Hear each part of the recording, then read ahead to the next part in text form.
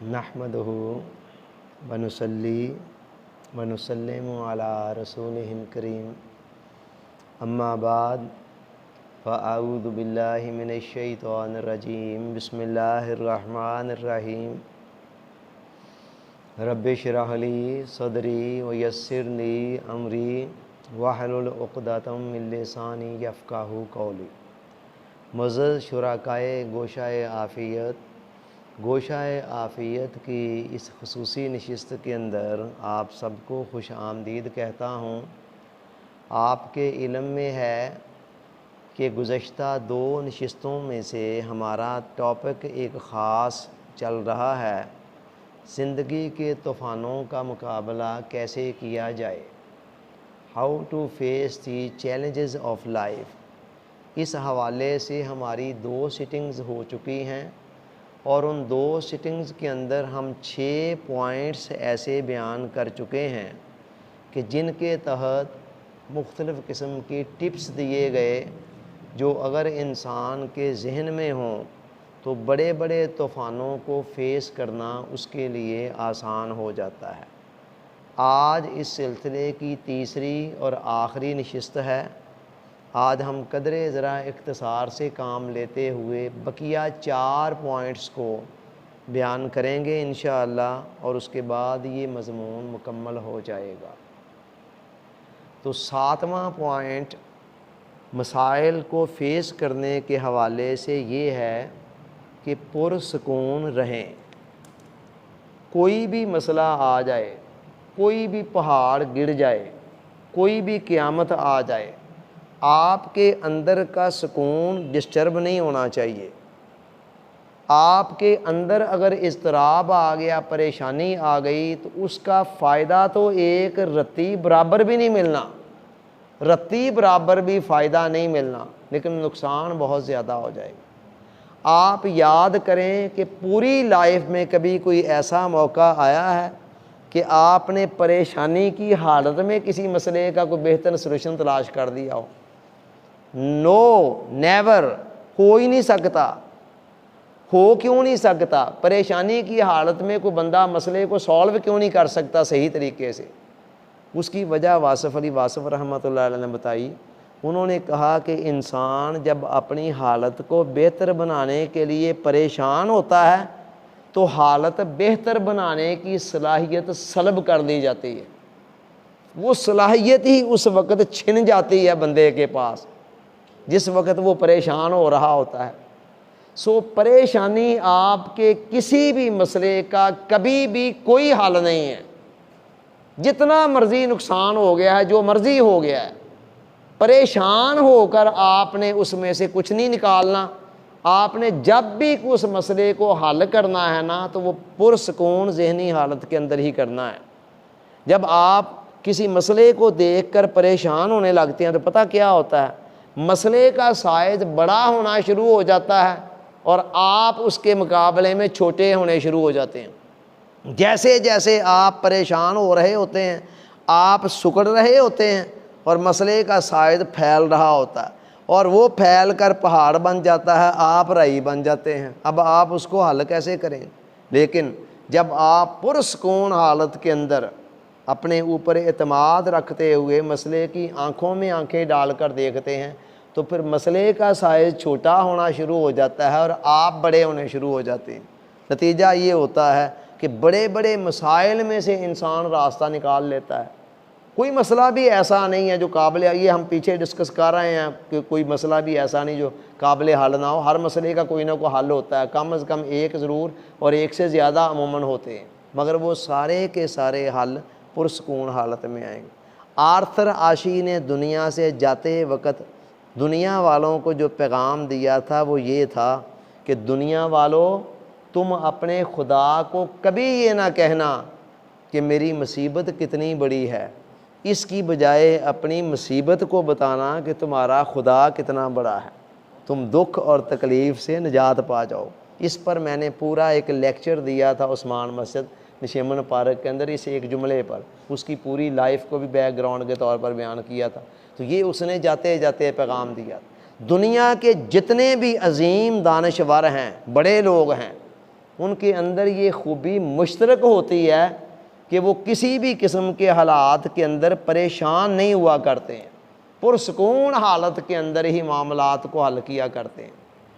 علامہ شبلی نعمانی رحمۃ اللہ علیہ نے ایک بڑا خوبصورت واقعہ لکھا ہے، کہتے ہیں ایک دفعہ بیرون ملک سے میں واپس آ رہا تھا، تو بحری جہاز اس زمانے میں ہوتے تھے، ٹیکنالوجی اتنی ترقی یافتہ نہیں تھی جتنی آج ہے، تو یہ بحری جہازوں میں سفر ہوتا تھا۔ تو کہتے ایک دن اچانک نا کئی دن پھر لگتے تھے اس سفر کے اندر بھی، 2-4 گھنٹوں کی بات نہیں ہوتی تھی، اس کی سپیڈ ذرا بہت کم ہوتی تھی۔ اچھا، تو وہ کہتے ایک دن ایسے ہی آنکھ کھلی تو دیکھا کہ سارے جہاز کا عملہ بھی گھبرایا پھر رہا ہے، جہاز بھی آہستہ آہستہ ڈگمگاتے ہوئے چل رہا ہے۔ پوچھنے پر پتہ چلا جی جہاز کے انجن میں کوئی خرابی پیدا ہو گئی ہے، اور اگر وہ خرابی صحیح نہ ہوئی تو تھوڑی دیر بعد جہاز ویسے ہی ڈوب سکتا ہے اور ہم سارے مر جائیں گے۔ کہتے تھوڑی سی ایک لہر سی آئی، ہلکی سی تشویش کی، تو میں نے سوچا ذرا پروفیسر آرنلڈ کے پاس جاؤں۔ پروفیسر آرنلڈ ان کے زمانے کا ایک ویسٹرن مفکر تھا، وہ بھی اسی جہاز میں سفر کر رہا تھا۔ تو ادھر گئے تو وہ آرام سے بیٹھے کوئی کتاب پڑھ رہے ہیں۔ تو علامہ شبلی نعمانی کہتے ہیں میں نے انہیں کہا کہ آپ کو کچھ پتہ ہے ادھر ارد گرد کیا ہو رہا ہے؟ کہتے ہاں سنا ہے جہاز کے انجن میں کوئی خرابی آ گئی ہے۔ تو کہتے پھر یہ موقع پڑھنے کا ہے، آپ پڑھ رہے ہیں آرام سے جیسے ہوا ہی کچھ نہیں۔ تو انہوں نے بڑے پرسکون انداز میں جواب دیا پھر کیا ہوا، ابھی 1 گھنٹے بعد اگر مر جانا ہے تو اور اچھی بات ہے کہ چلو اس گھنٹہ جو ہے اس میں تو انسان کوئی بندہ پڑھے، کوئی اور نئی بات سیکھ لے۔ پروفیسر آرنلڈ کی تھیوری یہ تھی کہ میری پریشانی نے تو جہاز کو کوئی نہیں ٹھیک کرنا، اور دوسرا یہ ہے کہ جہاز کے ٹھیک ہونے نہ ہونے کے اندر میرا کوئی رول بھی نہیں ہے، کیونکہ وہ اس فیلڈ کو جانتے ہی نہیں تھے، وہ تو کیپٹن کا کام تھا یا اس کے عملے کا کام تھا۔ تو مطلب یہ تھا ان کا کہ میرے پاس اگر کوئی گھنٹہ آیا تو میں بجائے پریشان ہونے کے میں اور کوئی نئی بات سیکھ لیتا ہوں۔ تو یہ حالت ہوتی۔ عام بندے کا کیا حال ہے؟ عام بندے کے اندر نا جب بھی انسان کوئی مسئلہ سامنے آتا ہے نا، کوئی مصیبت سامنے آتی ہے، کوئی ٹینشن سامنے آتی ہے، کوئی سچویشن ناگہانی سامنے آتی ہے، تو اچانک نا فطری طور پر ایک پریشانی کی لہر اندر سے اٹھتی ہے۔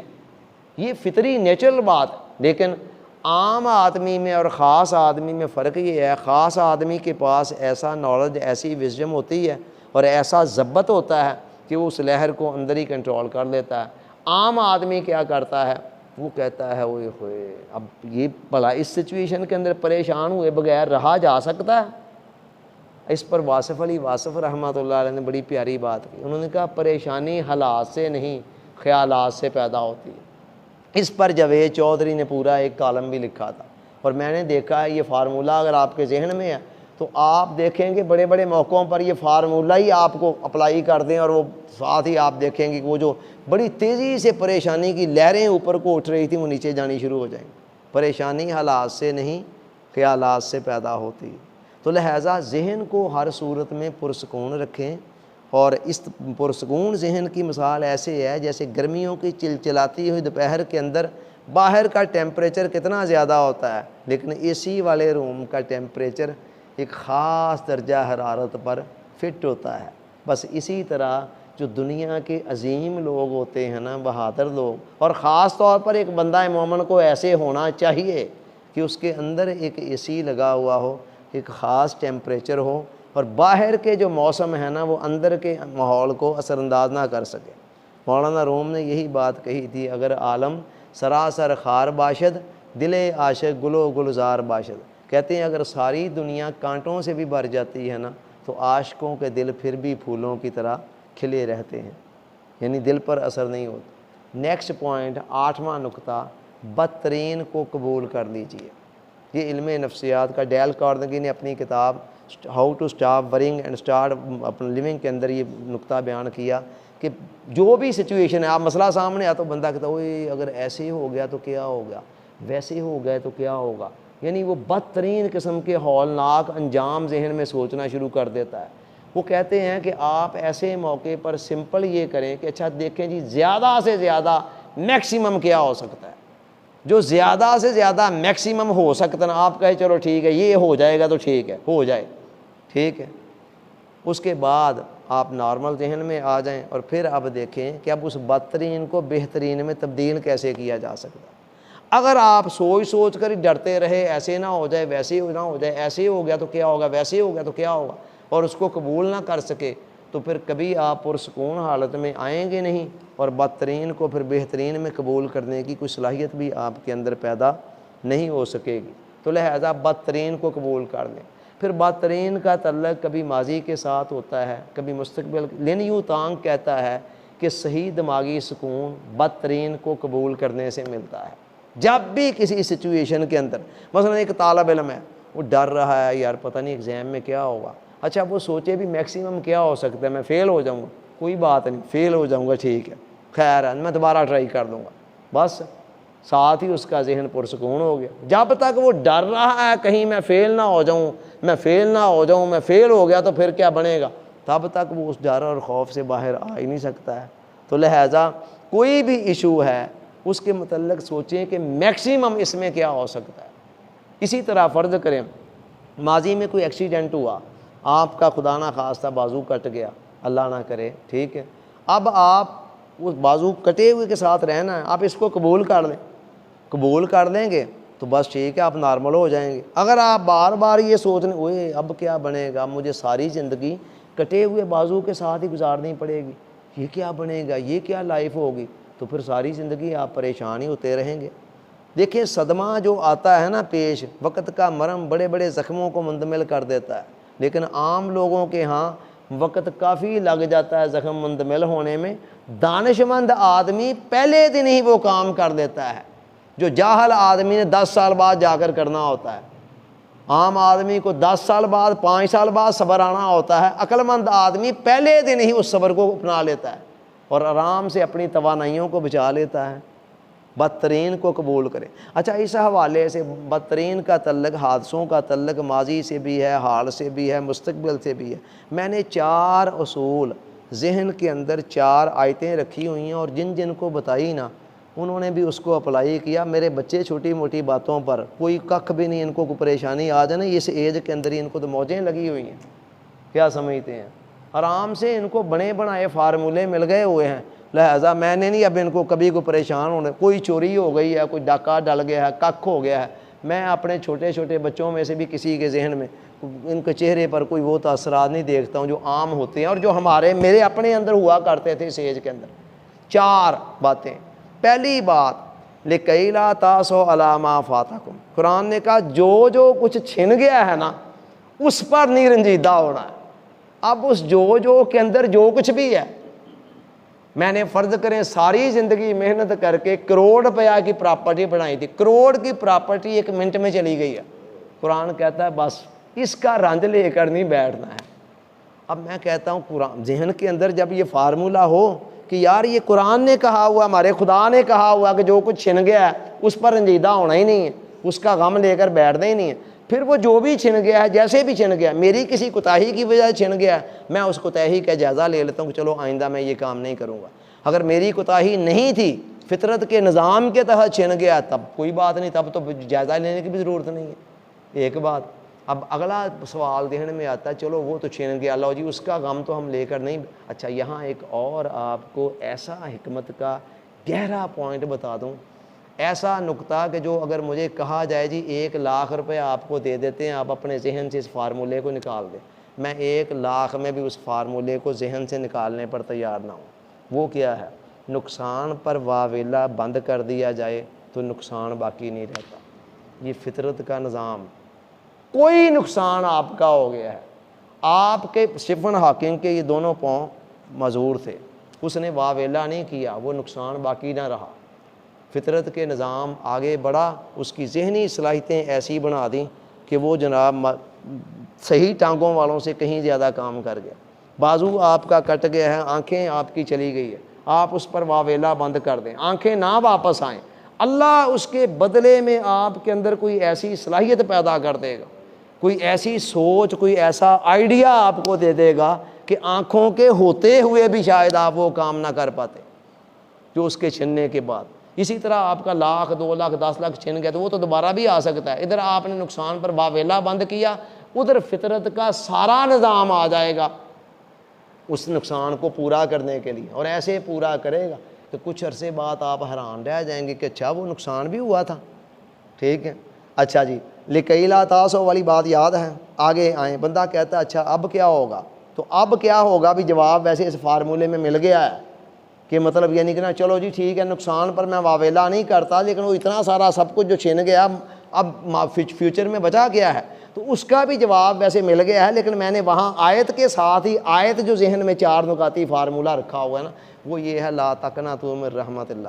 اللہ کہتا ہے جو بھی ہے سامنے کچھ بھی نظر نہیں آ رہا، مایوس نہیں ہونا ہے، میں جو چاہوں جیسے چاہوں جب چاہوں جس طرح چاہوں نواز دوں۔ تو فیوچر کے حوالے سے مایوس بھی نہیں ہونا ہے کہ چلو جی ٹھیک ہے وہ میں رنج تو نہیں دے کر بیٹھتا، لیکن میری ساری زندگی کی پونجی چھن گئی ہے، میرے پاس عمر کتنی کی بچی ہے، اب آگے کیا ہے، آگے میں کیا کروں گا؟ تو اللہ کہتا ہے لا تقنطوا من رحمت اللہ۔ یہ ہو گئے آپ کے سارے ماضی کے نقصان۔ اب حال کے اندر اور فیوچر کے اندر، مستقبل کے اندر جو نقصانات پیش آنے ہیں، جو خطرے ہیں، کیا یہ نہ ہو جائے وہ نہ ہو جائے، یہ سامنے آ گیا ہے اس وقت تازہ ترین۔ پھر تو تیسری آیت وہاں ہے لن یصیبنا الا ما کتب اللہ لنا، کوئی تکلیف بھی ہمیں نہیں پہنچتی مگر وہی جو اللہ نے ہمارے لیے لکھ دی ہوئی ہے، ٹھیک ہے؟ تو اس کا مطلب ہے جو بھی حادثہ میرے ساتھ حال کی گھڑی میں ہو رہا ہے یا آنے والے کل میں ہونا ہے، وہ میرے خدا نے پہلے سے لکھا ہوا ہے، اس کی مرضی اور منشا سے ہو رہا ہے۔ بابا جی سرکار صوفی برکت علی صاحب فرماتے ہیں تیری طرف سے ہے نا تو پھر خیر ہے، تو اس کی طرف سے ہی ہے سب کچھ، کہتے تیری طرف سے ہی ہے نا تو بس خیر ہے، پھر جو کرے گا تو خیر کرے گا۔ چوتھی آیت اس کے ساتھ ہی اللہ کہتا ہے عسیٰ ان تکرہوا شیئا وہو خیر لکم، عین ممکن ہے کہ ایک سچویشن کو تم ناپسند کر رہے ہو اور وہی سچویشن تمہارے لیے اللہ نے اس کے اندر بہت ساری خیر رکھی ہوئی۔ سمجھ آ گئی بات کی؟ تو یہ 8واں اصول ہے، بدترین کو قبول کر لیں۔ اس کے بعد آگے 9واں اصول، 9th پرنسپل، خدا کو ساتھ لے لیں۔ آپ اکیلے تھک جائیں گے لڑتے لڑتے مسائل کے ساتھ، غیروں سے کہا تو نے، غیروں سے سنا تو نے، کچھ ہم سے کہا ہوتا کچھ ہم سے سنا ہوتا۔ اللہ کہتا ہے میں بھی تو ادھر ہی ہوں نا۔ اور صوفی برکت علی صاحب رحمۃ اللہ علیہ کے بقول مجھ سے کہا ہوتا میں کیا نہیں کر سکتا تھا، رحمت کے دریا نہ بہا دیتا تو پھر کہتا، ٹھیک ہے؟ ادھر ادھر ٹکریں مارتے پھر رہے ہوتے ہیں، فلانے یار یہ مسئلہ میرا، فلانے یار یہ مسئلہ میرا، اور جس سارے مسئلوں کے سرے ہیں جس کے ہاتھ میں، اس کا ہمیں خیال ہی نہیں ہوتا ہے، بندے بندے کے ترلے کر رہے ہوتے ہیں۔ یہ ایک سجدہ جسے تو گراں سمجھتا ہے 1000 سجدوں سے دیتا ہے آدمی کو نجات، ٹھیک ہے؟ تو لہٰذا وہ افلاطون اپنے وقت کا دانشور، وقت کے پیغمبر موسیٰ علیہ السلام کے پاس آتا ہے اور آ کر کہتا ہے جی یہ بتائیں اگر آسمان کو ہم کمان فرض کر لیں، ایزیوم کر لیں کہ آسمان ایک کمان ہے، تیر کمان جانتے ہیں نا، اور اللہ کو تیر انداز سمجھ لیں اور یہ سمجھیں کہ وہ اللہ تعالیٰ جو تیر انداز ہے نا وہ آسمانوں کی کمان کو یوز کرتے ہوئے دکھوں، مصیبتوں، تکلیفوں، پریشانیوں کے تیر تاک تاک کر اپنی مخلوق پر برسا رہا ہے، تو اب بندہ بچے کیسے؟ اب دیکھیں عام بندہ ہوتا تو چکرا کر رہ جاتا، وہ کہتا جی آسمان کمان ہے، تو بندے کو بچنے کے لیے تو پھر ضروری ہے کہیں آسمان سے باہر نکلے جہاں وہ رینج ہی نہ جائے اس کی، وہ جائے تو جائے کدھر، ٹھیک ہے؟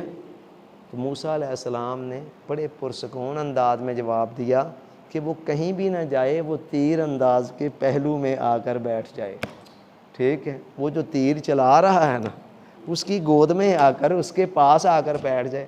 پاس بیٹھے ہوئے بندے کا تو لحاظ ہوتا ہے نا، تو لہٰذا اس کو ساتھ لے لے۔ وہ جب کہتا ہے کہ جو بھی ساری کائنات کے وہیں یمسسک اللہ بدر فلا کاشف لا، کئی آیتیں ہیں اس مضمون کی، لیکن میرا وقت مجھے پتہ ہے کتنا، میں ٹائٹ رسی کے اوپر چلتے ہوئے بات کو ختم کرنا ہے لمیٹڈ وقت کے اندر۔ وہیں یمسسک اللہ بدر فلا کاشف لا، اللہ کہتا ہے اگر اللہ تعالیٰ تجھے کوئی تکلیف پہنچانی چاہے تو اس کے مقابلے میں ساری کائنات مل کر بھی آ جائے نا تو اسے ختم نہیں کر سکتی۔ وہیں یردک بخیر فلا راد لفضلہ، اور اگر اللہ تجھے کوئی خیر پہنچانی چاہے، کوئی بھلائی پہنچانی چاہے تو ساری کائنات مل کر بھی اس کو رد نہیں کر سکتی، کینسل نہیں کر سکتی۔ اسی طرح قرآن نے دوسری جگہ پر فرمایا ما من دابۃ الا هو آخذ بناصیتہا، کہ اس کائنات کے اندر کوئی بھی جو ذی روح وجود ہے نا، اللہ نے اس کی پیشانی کے بالوں سے اس کو پکڑا ہوا ہے، جکڑا ہوا ہے۔ کوئی سانپ، کوئی بچھو آپ کی طرف، کوئی شیر، کوئی درندہ، کوئی چیتا آپ کو چیرنے پھاڑنے کے لیے اللہ کی مرضی کے بغیر نہیں آ سکتا ہے۔ کوئی دکھ تکلیف اللہ کی مرضی کے بغیر نہیں آ سکتی۔ کوئی ظالم جابر قاہر آپ کو اللہ کی مرضی کے بغیر آپ کا بال بھی بیکا نہیں کر سکتا۔ جب بھی کسی نے آپ کو کوئی نقصان پہنچانا ہے تو اللہ کے اذن سے ہی، تو جس کے اذن سے ہے، ساتھ بندہ تھوڑی سی اس کے ساتھ بھی بنا کر رکھے۔ اچھا، اس سے مدد مانگنے، اس کے ساتھ بنانے کا طریقہ بھی اس نے قرآن میں بتا دیا۔ فرمایا یا ایھا الذین آمنوا استعینوا بالصبر والصلاۃ ان اللہ مع الصابرین، اے ایمان والو اللہ سے مدد مانگا کرو، ایک صبر کے ساتھ اور ایک صلاۃ کے ساتھ، ٹھیک ہے؟ صبر، صلاۃ، نماز، ٹھیک ہے؟ صبر کیا ہے؟ واصف علی واصف رحمۃ اللہ علیہ نے اس کی آسان ڈیفینیشن کی۔ انہوں نے پوچھا صبر کیا ہے؟ کہا صبر یہ ہے کہ تکلیف ہو مگر زبان پر نہ آئے، ٹھیک ہے؟ تجربہ شاہد ہے، جن لوگوں نے تکلیفوں کا بیان لوگوں کے سامنے کیا انہوں نے اپنی تکلیفوں میں اور اضافہ کیا، ٹھیک ہے؟ یہ واصف علی واصف رحمۃ اللہ۔ تو بہتر یہ ہے کہ بندہ اسی سے کہے، لیکن ایک بندہ بیمار ہے تو ڈاکٹر کے پاس جا کر مرض بیان کرتا ہے، وہ اس کے اینٹی نہیں ہے اس فارمولے کے۔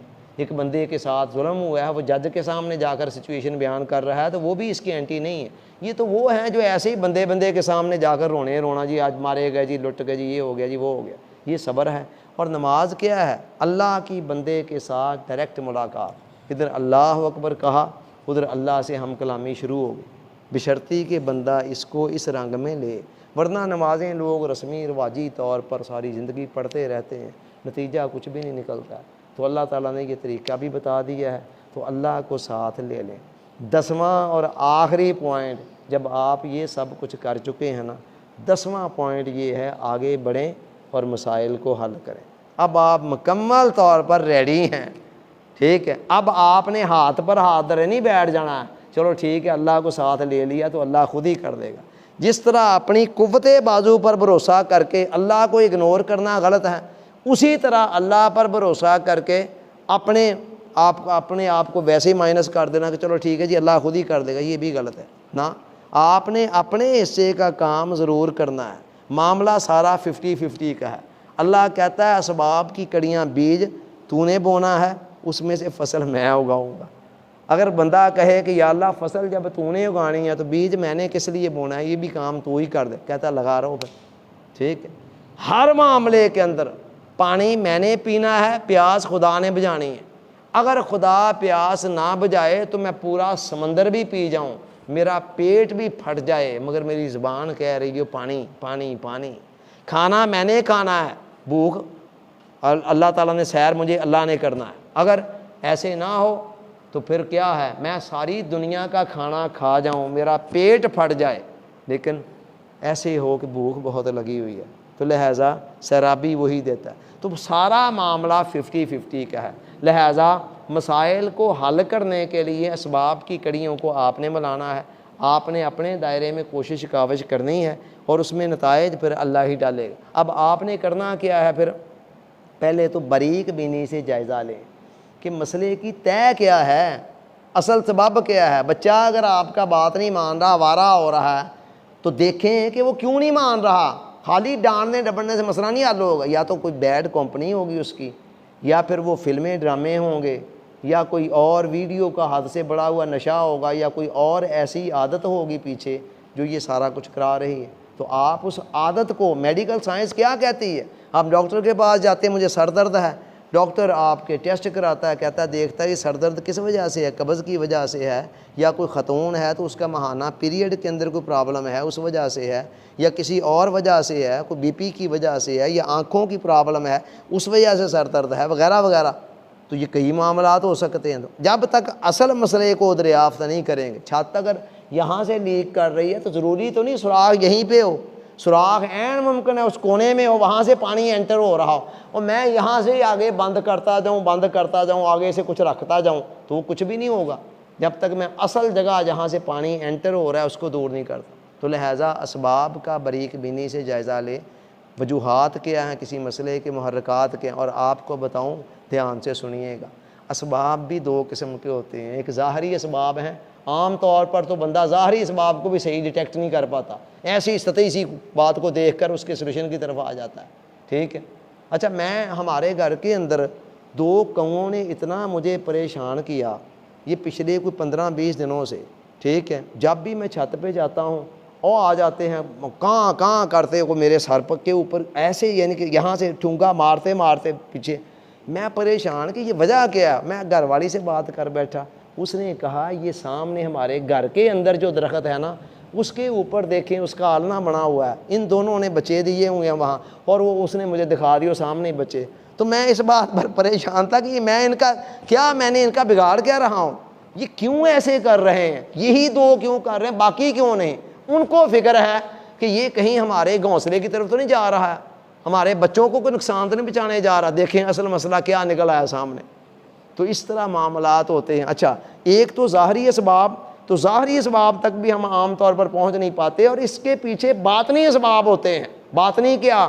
سیدنا فاروق اعظم کے عہد کے اندر زلزلہ آ جاتا ہے۔ اب ظاہری اسباب ماہرین جیولوجی سے پوچھیں، وہ بتائیں گے جی یہ ہے، جی اتنے ریکٹر سکیل ہے، فلاں اس کا مرکز ہے، فلاں سے چلا ہے، فلاں وجہ سے آیا ہے۔ لیکن فاروق اعظم نے فوراً زمین پر پاؤں مارا اور کہا تھم جا، کیا میں نے کبھی تیرے اوپر ہوتے ہوئے کسی پر ظلم کیا ہے؟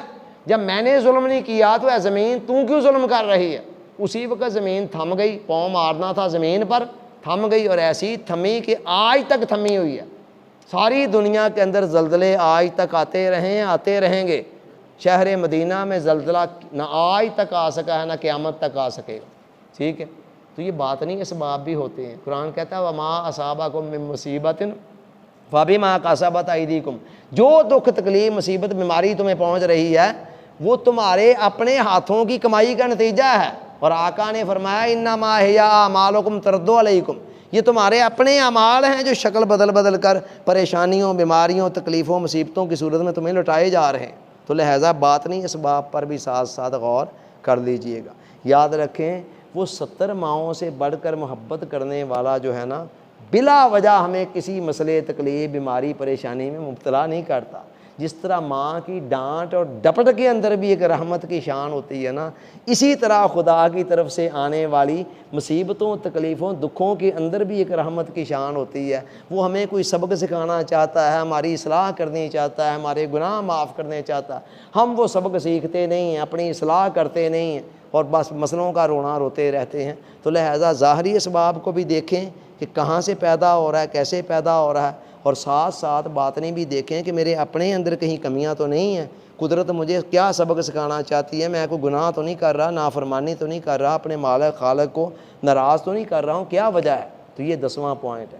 تو یہ 10 نکات پر مشتمل جو ایک کٹ آپ کو دے رہا ہوں نا، کٹ نہیں ہوتی ہے جس کے اندر مختلف اوزار ہوتے ہیں، تو اس کے ذریعے سے آپ سارے معاملات کو اپنے فیلڈ کے ٹھیک کر سکتے ہیں۔ تو یہ سمجھ لیں کہ یہ زندگی کے مسائل اور حوادث کے مقابلے میں 10 اوزار پر مشتمل ایک کٹ ہے۔ آپ کی لائف کے اندر مسئلہ جو بھی آئے، وہ رائی کے دانے کے برابر ہو یا ہوائی جہاز کے برابر ہو یا ہمالیہ کے برابر ہو، انشاءاللہ اس کٹ میں سے آپ کو بتھیرے ٹول ایسے مل جائیں گے جن کو یوز کر کے آپ آرام سے اس کو فیس کیا کریں گے، اس کی آنکھوں میں آنکھیں ڈال کر دیکھا کریں گے۔ شرط کیا ہے کہ یہ ایک دفعہ آپ کے دل و دماغ کے اندر اتر جائے، ٹھیک ہے، جسٹ کاپی پیسٹ کے درجے میں نہ رہے۔ کمپیوٹر کی لینگویج میں کاپی پیسٹ ہوتی ہے، بس اوپر سے کمپیوٹر کی میموری پر ایک بوجھ ہوتی ہے، لیکن جو چیز کمپیوٹر کے اندر انسٹال ہو جاتی ہے نا، وہ پھر بس کمپیوٹر کا مستقل حصہ بن جاتی ہے۔ یہی بات واصف علی واصف کہتے ہیں رحمۃ اللہ علیہ، فرماتے ہیں علم وہی ہے جو عمل میں آ جائے، ورنہ اضافی بوجھ ہے۔ اور دوسری جگہ فرماتے ہیں اتنا کھاؤ جتنا ہضم کر سکو، اور اتنا پڑھو جتنا جذب کر سکو۔ بس نالج آپ کا وہی ہے جس کو آپ جذب کر لیتے ہیں۔ جو علم آپ کے اندر جذب ہو جاتا ہے، اتر جاتا ہے، وہ پھر آپ کا حال بن جاتا ہے، اور وہ آپ کا بدلا ہوا حال آپ کی ایکٹیویٹیز کو بھی چینج کر کے رکھ دیتا ہے۔ تو یہ 10 نکات پر مشتمل فارمولہ ہے، اس کو کوشش کریں۔ وہ پہلے دونوں بھی ٹاپکس جو ہیں وہ نیٹ پر موجود ہیں انشاءاللہ، دونوں لیکچر اس حوالے سے، اور یہ بھی انشاءاللہ نیٹ پر اویلیبل ہوگا۔ تو یہ 3 اور کوشش کریں اپنے لگدے لیندوں کو بھی جو بیچارے مسائل کے ہاتھوں پریشان ہیں، جن سے آپ کو ہمدردی ہے، ان کو کہیں کہ ایک دفعہ ہمت کر کے ٹوٹل یہ 1.5 گھنٹے کے 3 خطابات ہیں، آرام آرام سے سن لیں وقفوں کے ساتھ، اور سن کر کوشش کریں ذہن نشین بنائیں۔ انشاءاللہ جینا بھی آسان ہو جائے گا اور مرنا بھی آسان ہو جائے گا۔ اسی پہ اکتفا کر رہا ہوں۔ اللہ تعالیٰ کہنے والے کو بھی سننے والوں کو بھی یہ باتیں دل و دماغ کی تختی پر نقش کر دینے اور پھر مستقل طور پر عمل کا حصہ بنا لینے کی توفیق عطا فرمائے۔ آمین ثم آمین۔ وما علینا الا البلاغ۔